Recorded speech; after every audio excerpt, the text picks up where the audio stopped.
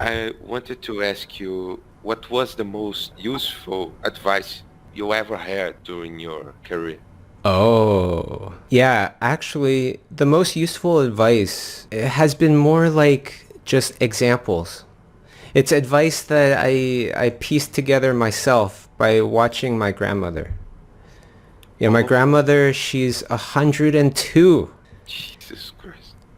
So when she was born, that was the Spanish flu in 1918. 50 Hard million time. people died. 5% of the world almost. She was in China. China and it was pretty much, what's that? 1918, that's like end of World War One. Yeah. Goes into depression. The depression is 1929 or something like that. Goes through depression. Goes through World War Two in her 20s, and a lot of people were killed. Of course, a lot of Chinese people were killed as well. Huge amounts. After World Yeah. War Two, she's encouraged to move to Taiwan for job opportunities, right? And when she moves there, then China becomes communist and she's not allowed back. She's not allowed to even write a letter to her family. And she can't talk to her family for 50 years.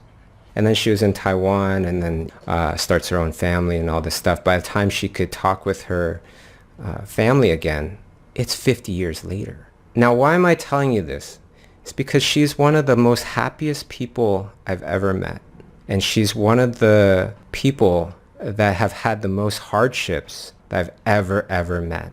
The whole world is going through another pandemic. I'm not allowed to see her.